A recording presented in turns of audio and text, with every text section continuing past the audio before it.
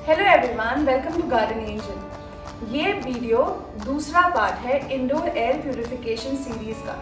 जो पहला वीडियो था, अगर आपने देखा होगा, उसमें मैंने कुछ 6 पौधों के बारे में बताया था जो बहुत ही बेसिक प्लांट्स है और उन्हें कम मेंटेनेंस की ज़रूरत पड़ती है और वो कहीं पर भी आपके घर में आसानी से रह सकते हैं। आज का जो वीडियो है उसमें मैं फिर से आपको कुछ 6 प्लांट्स के बारे में बताऊंगी जो उनसे थोड़ा ज़्यादा मेंटेनेंस उन्हें लगता है, प्लस ये साइज में भी थोड़े बड़े हैं और इन्हें बड़े कंटेनर्स में रखा जाता है। तो चलिए देखते हैं।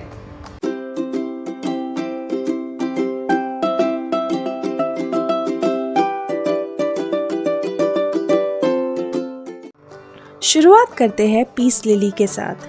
पीस लिलीज हाउस प्लांट्स की सबसे पॉपुलर वैरायटी में से एक है। इन्हें मेंटेन करना काफ़ी आसान होता है और ये घर की सजावट में 4 चांद भी लगा सकती है। ये घर के अंदर की हवा को साफ करने में मदद करता है और घर के अंदर की जो हवा होती है उसे लगभग 60% तक साफ रख सकता है। पीस लिलीज बखूबी से अल्कोहल और एसीटोन जो घर में हमारे paint, nail polish remover, perfumes में पाए जाते हैं, उन्हें निकालने में मदद करता है। एसीटोन के कुछ साइड इफ़ेक्ट्स ऐसे हैं कि आपको लो ब्लड प्रेशर का प्रॉब्लम होगा या फिर सिर दर्द है या थकान या लेथार्जी, इसके इफ़ेक्ट्स बॉडी पर दिखाई देते हैं। पीस लिली हवा में पाए जाने वाले बेंजीन और कार्बन मोनोऑक्साइड को भी न्यूट्रलाइज करने में मदद करता है। खासकर बारिश के मौसम में आपने अगर देखा होगा कि मॉइस्चर के कारण फंगल ग्रोथ होने लगती है। पीस लिली इन फंगल ग्रोथ को कम करने में मदद करेगा। इसका बेस्ट पार्ट ये है कि जब पीस लिली को पानी की ज़रूरत पड़ती है तो इसके पत्ते नीचे की तरफ झुक जाते हैं। ये एक इंडिकेशन है कि आपको इसे अभी पानी देना चाहिए। हमारा अगला पौधा है अरेका पाम, जिसे गोल्डन केन पाम या येलो पाम से भी जाना जाता है। हमारे घर में कई सामानों में कुछ ऐसे केमिकल्स मिले होते हैं जो घर की हवा में पॉइजनस और टॉक्सिक गैसेस धीरे धीरे छोड़ते रहते हैं, जैसे प्लास्टिक हो या फिर fibre, rubber, sprays. Areca palm इन दूषित हवा को साफ करने में आपकी मदद करेगा। अरेका पाम के पत्ते जो होते हैं वो नेगेटिव आयंस पैदा करते हैं, जिससे जो घर में डस्ट, मोल्ड स्पोर्स, बैक्टीरिया जैसी चीज़ें होती है उन्हें ख़त्म करने में हेल्प करता है। नासा क्लीन एयर स्टडी के हिसाब से अरेका पाम टॉप 10 प्लांट्स में से आता है जो बखूबी से बेंजीन, फॉर्मल्डिहाइड और ट्राइक्लोरोइथिलीन को हटाने में बहुत ही इफ़ेक्टिव है। इसकी अच्छी देखभाल से ये पौधा काफ़ी बड़ा होता है। इसकी अच्छी ग्रोथ के लिए इसे ऐसी जगह रखें जहाँ इसे कम से कम 3 से 4 घंटे की इनडायरेक्ट सनलाइट मिलती रहे। अब जो अगला पौधा है वो है एग्लोनेमा। इसे चाइनीज़ एवरग्रीन के नाम से भी जाना जाता है। ये एक बहुत ही ब्यूटीफुल और कलरफुल पत्तों वाला पौधा है जो घर की हवा में ऑक्सीजन की मात्रा को बढ़ाने में हमारी मदद करता है। ये घर की हवा से पॉल्यूटेंट्स और टॉक्सिन्स को निकालता है। क्योंकि इसकी ग्रोथ बहुत धीमी होती है, इसीलिए इसे छोटे गमले में आराम से आप लगा सकते हो। मैंने भी इसे एक छोटे से डेकोरेटिव गमले में लगाकर अपने बेडरूम में रखा है। ये पौधा हमारी कंसंट्रेशन, प्रोडक्टिविटी बढ़ाने में मदद करता है। इसके साथ साथ स्ट्रेस और थकावट कम करने में भी हमारी हेल्प करता है। एग्लोनेमास को आसानी से उसके स्टेम से प्रोपगेट कर सकते हैं। बस ध्यान इतना देना है कि इसे ओवर वाटरिंग ना करे, वरना इसके रूट्स सड़ने लगेंगे। अगला पौधा है बोस्टन फर्न। ये एक एवरग्रीन पेरिनियल प्लांट है। बेसिकली पेरिनियल प्लांट वो होते हैं जो आसानी से 2 साल से ज़्यादा तक जी सकते हैं। इसका मतलब ये कि हमेशा हरा भरा रहने वाला हमारा ये पौधा। बोस्टन फर्न लगभग 40 इंच तक की लंबाई तक बढ़ सकता है। ये पौधा घर की हवा को शुद्ध यानी क्लीन करने के साथ साथ हवा में जो मॉइस्चर है उसे मेंटेन करके रखता है। इसकी यूनिक एयर प्यूरिफाइंग प्रॉपर्टीज़ के कारण जिन लोगों की त्वचा रूखी होती है, मतलब ड्राई स्किन, या जिनके गले में खराश की तकलीफ है, उनके लिए ये पौधा बहुत ही इफ़ेक्टिव है।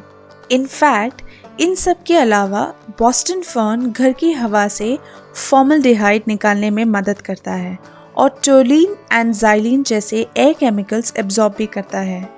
एक हैप्पी और हेल्दी फर्न के लिए आपको बस इसे ऐसी जगह पर रखना है जहां इसे अच्छी मात्रा में इनडायरेक्ट सनलाइट मिलती रहे।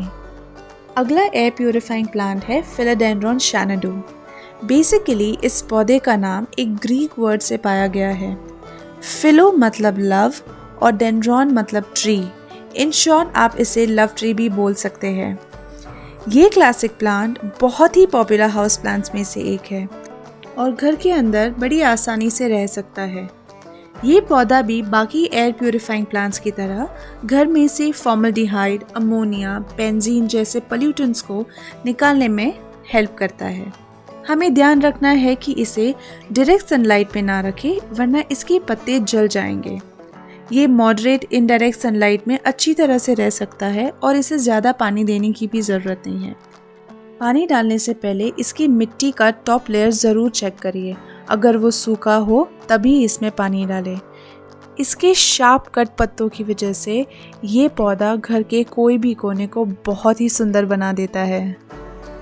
तो आज का हमारा आखिरी पौधा है क्रोटॉन। ये मेरा फेवरेट प्लांट है इस सीरीज़ का क्योंकि इसकी कलरफुल पत्तियों से घर में कुछ अलग ही खूबसूरती आ जाती है। इसीलिए अगर आपने देखा होगा कि अक्सर लोग इसे अपने बगीचे में भी लगाते हैं। इसे लगाना बहुत ही आसान है। बस इसकी एक डंडी को जिन पे थोड़े कुछ पत्ते हो ऊपर से उसे आप मिट्टी में लगा दें और कुछ दिनों बाद इसके ऊपर और पत्ते फूटने लगेंगे। ये एक ऐसा इंडोर प्लांट है जो हवा को साफ रखता है। You will be surprised to know कि क्रोटॉन के बीज के तेल का इस्तेमाल मेडिसिन्स बनाने के काम भी आता है। कई बीमारियां जैसे लूज मोशंस, कॉन्स्टिपेशन, एक्जिमा, दांतों के दर्द को ठीक करने में काम आता है। ये फॉर्मल्डिहाइड के साथ साथ VOCs मतलब वोलेटाइल ऑर्गेनिक कंपाउंड्स जो मैंने पहले वीडियो में भी बताया था उसे निकालने में भी हेल्प करता है।